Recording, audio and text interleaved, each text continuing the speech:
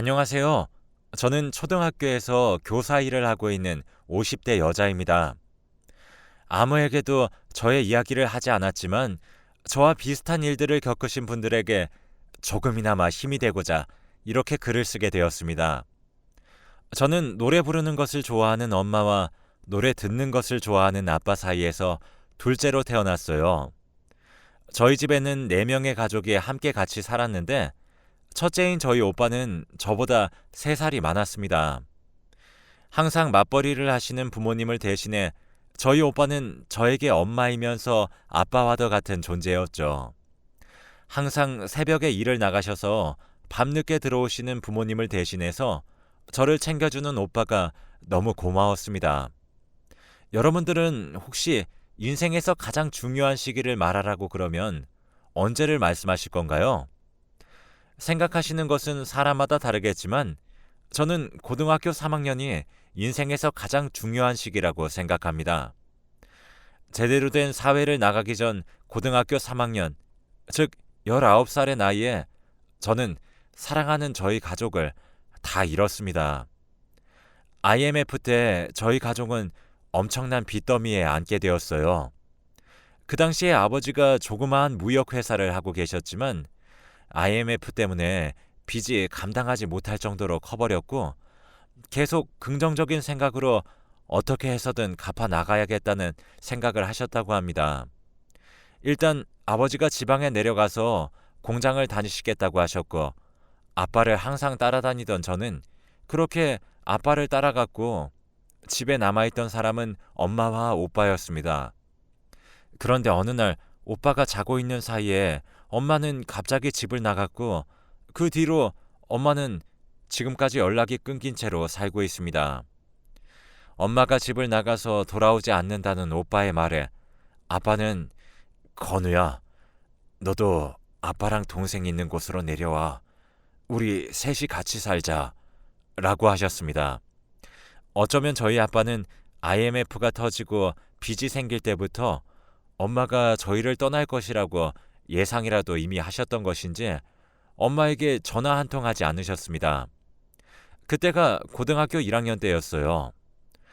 엄마가 도대체 어떠한 이유로 저희를 버렸는지 모르겠지만 오히려 그 이유를 알게 되면 상처를 받을 것 같다는 생각이 들었습니다.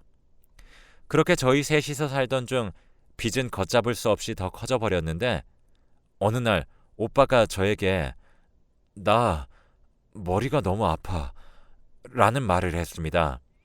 그래서 아빠가 집에 왔을 때 오빠와 같이 병원으로 향했습니다.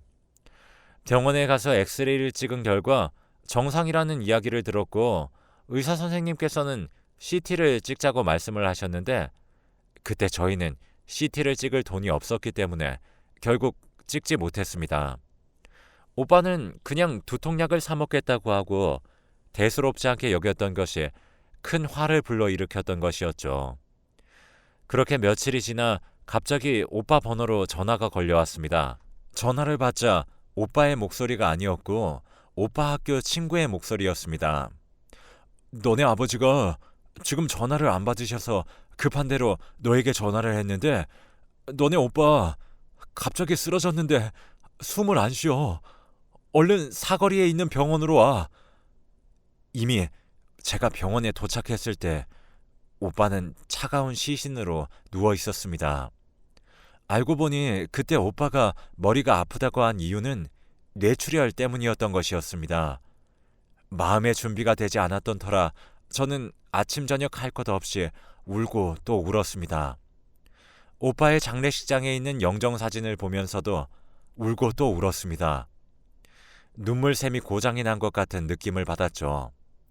항상 오빠는 저의 가장 친한 친구가 되어줬고 부모님의 역할을 해주었기 때문에 동시에 3명의 사람을 잃은 듯한 기분이 들었습니다. 그렇게 오빠를 떠나보내고 아버지도 자식을 잃은 슬픔에 빠져서 매일 우시고 술과 함께 하루하루를 견뎌내셨습니다. 아버지가 술을 드시는 것에 대해서 좋지 않게 생각을 했지만 아버지께서는 항상 지금 이 술이 없으면 나도 너 오빠를 따라 죽고 싶을 것 같다. 하지만 술을 먹고라도 버텨야지. 그래야 너라도 먹여 살리지. 제정신이 아니면 정말 살기가 힘들어. 라는 말씀을 하셨습니다. 제정신이 아니면 못 살겠다라는 아버지의 말씀을 들으니 아버지에게 술을 드시지 말라고 하는 말은 하기도 어렵더라고요. 결국 아버지께서는 몇 년 동안 매일 술만 드셨고 간경화에 걸리게 되셨습니다. 아버지가 항상 토혈을 하시는 것을 보고 몇 번씩 놀라기는 했지만 어쩔 수 없는 것이라고 받아들였습니다. 그렇게 아버지의 병도 심하게 악화되었고 어느 날 자는데 새벽에 아버지가 저를 흔들어 깨우시고는 얼른 구급차를 불러달라고 그러셨습니다. 그때 아버지의 모습을 보니 주위에는 피가 흥건했습니다. 놀란 마음을 최대한 숨기고 구급차를 불렀고 구급차에서 마음의 준비를 이미 저 혼자서 했던 것 같습니다. 그렇게 아버지는 피를 토하시다가 사망을 하셨고 사망 선고를 들었지만 저는 오빠가 죽었을 때보다는 슬픈 감정에 조금은 덜했던 것 같습니다. 이렇게 슬픈 와중에 어릴 때 도망간 저희 어머니는 지금 어디서 뭘 하며 사는지 조금 궁금했지만 그냥 어디선가 잘 살겠지라는 생각을 하면서 저도 저 혼자서 잘 살 수 있다는 것을 보여주기 위해 공부도 열심히 했습니다. 저의 사정을 알았던 이웃들 모두 저를 도와주셨고 반찬과 밥은 물론 제가 살고 있는 집주인 아주머니께서 졸업할 때까지만 여기서 그냥 살아도 괜찮아. 돈도 안 받을 거니까 공부만 열심히 해. 라고 말씀하셨습니다. 저의 사정을 알게 된 학교 친구들도 제가 항상 집에 가면 혼자인 것을 알고 일부러 같이 있자라는 말을 많이 했습니다. 그렇게 엄마와 오빠 그리고 아버지까지 가족 전부를 잃는데 몇 년 걸리지 않았어요. 아버지가 돌아가셨을 때가 고3이었을 때니까요. 사실 저희 오빠는 학교 선생님이 되는 것이 목표였습니다. 공부를 좋아하는 오빠와 달리 저는 그냥 노는 것을 좋아했지만 오빠가 저의 곁을 떠나간 후부터 오빠의 꿈을 제가 대신 이루어줘야겠다는 생각을 했고 그때부터 교사가 되기 위해 죽어라 공부만 했습니다. 저는 항상 속으로 내가 공부를 하지 않으면 나는 살아갈 이유가 없다. 그러니까 내가 살 방법과 살 이유는 공부뿐이다. 가족을 모두 잃은 슬픔에 아파할 시간조차 없이 그냥 무작정 닥치는 대로 공부만 했고 저의 성적은 한없이 좋아졌습니다. 열심히 노력한 끝에 저는 교대에 합격했어요. 그렇게 교대에 합격을 하고 저는 선생님이 되었고 비록 혼자이지만 오빠의 꿈을 대신 이뤘다는 생각에 하루하루를 살아오고 있었습니다.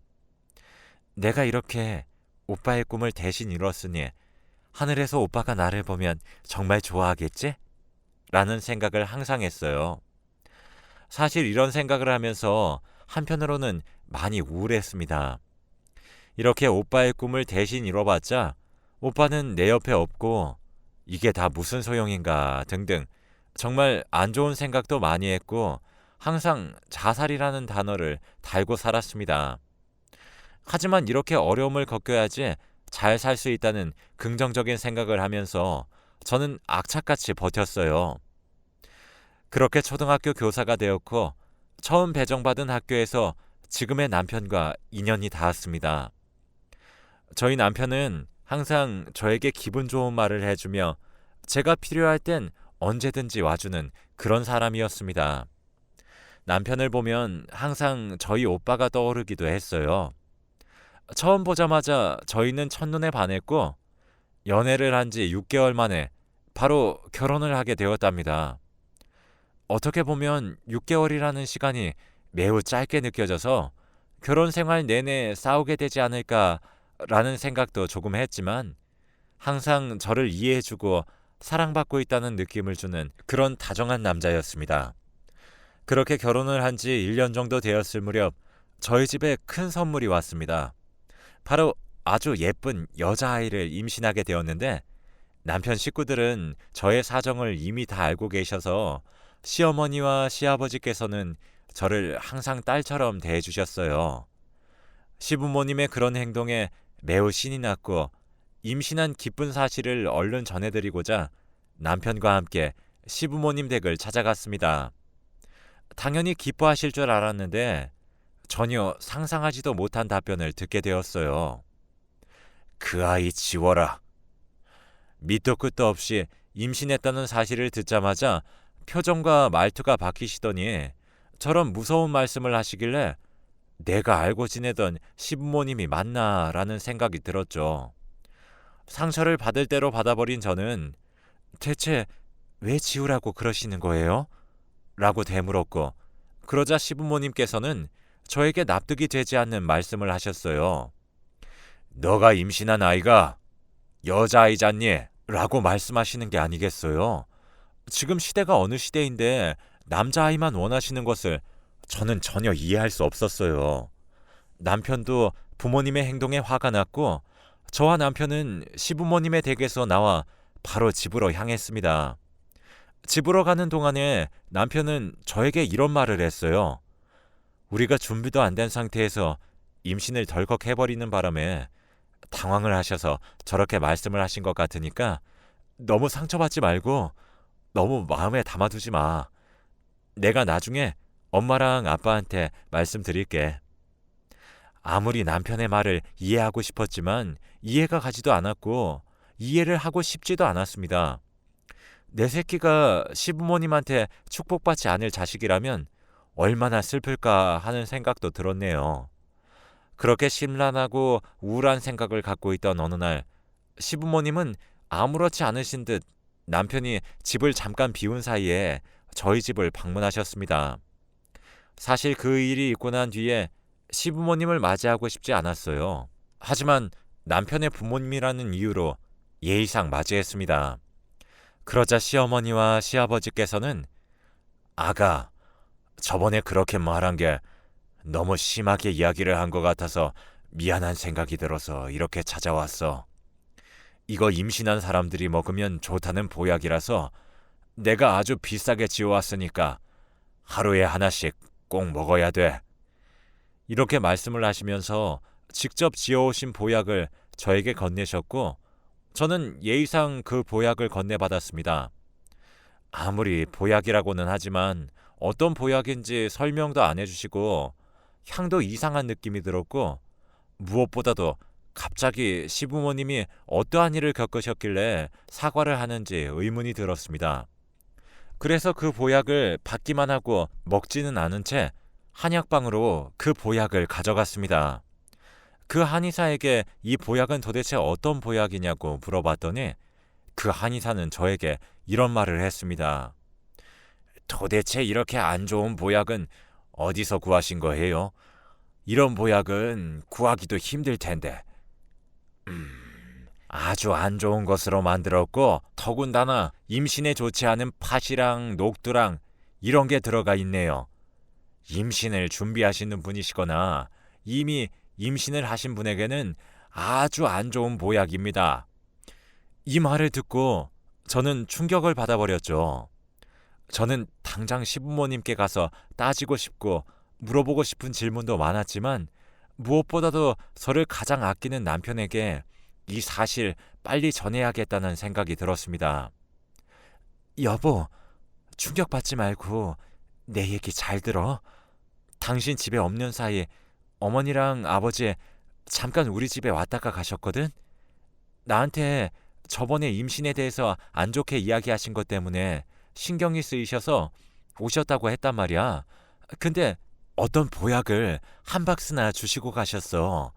내가 아무리 생각을 해봐도 갑자기 사과를 하시는 게 이해가 되지 않았고 그리고 어떤 재료가 들어간 보약이다 라는 설명도 안 해주시고 그냥 임신에만 좋은 보약이라고 설명을 해주시길래 혹시나 하는 마음에 방금 이 보약을 들고 한의원을 다녀왔는데 글쎄 이 보약을 먹으면 유산을 할 가능성이 큰 보약이래. 나 지금 충격을 많이 받아서 어떻게 해야 할지 모르겠어. 저의 말을 들은 남편은 충격을 먹은 듯 잠시 아무 말도 하지 않았습니다.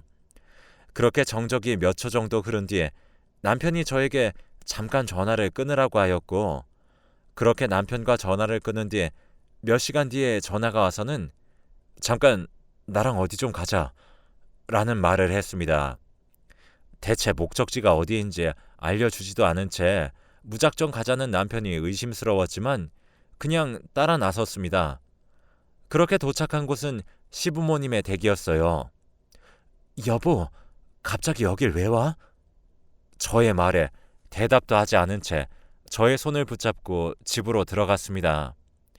남편은 시부모님의 얼굴을 보자마자 인사는커녕 화를 내기 시작했어요. 엄마랑 아빠는 임신을 한 며느리 보며 기뻐해도 모자랄 판에 왜 그런 보약을 주신 거예요? 그 보약 먹고 큰일이라도 생기길 원했던 거예요? 이제 긴 말 필요 없고 이제부터 저에겐 부모님은 없는 겁니다. 그렇게 아세요? 남편이 이런 폭탄 선언을 할 줄은 정말 상상도 못했습니다. 현관문을 나서면서 시부모님께서는 저희의 이름을 아주 크게 부르셨지만 저희는 대답조차 하지 않고 앞만 보며 나왔습니다. 그렇게 다시 우리 집으로 가기 위해 차에 올라탔고 차 시동을 걸기 전에 남편은 갑자기 눈물을 흘리기 시작했어요. 당신한테 그런 짓을 당하게 만들어서 진짜 미안해. 임신한 거 축하받지도 못하고 내가 너무 못나서 그런 것 같아. 하지만 내가 당신이랑 우리 딸만큼은 아주 멋지고 근사하게 키울 자신이 있어. 그러니까 나만 믿고 따라왔으면 좋겠어. 남편의 눈물과 진지한 이야기를 듣고 저는 정말 결혼을 잘했다는 생각과 남편에 대한 믿음이 생겼습니다.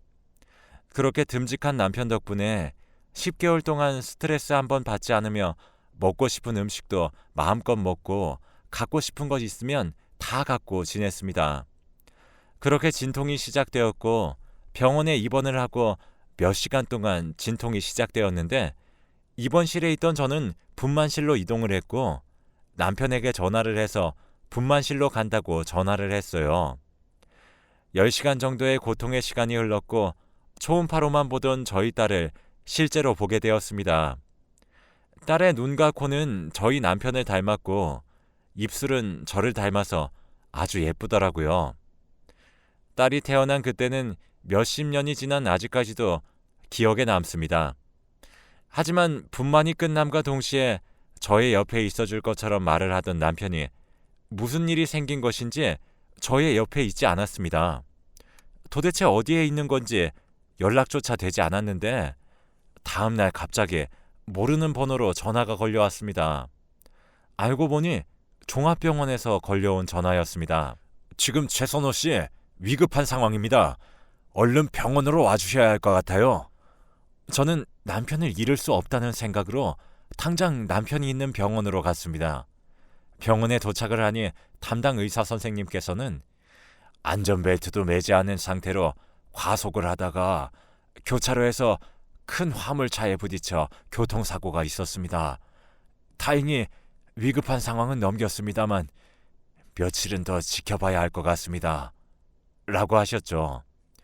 저는 계속 속으로 기도를 했습니다.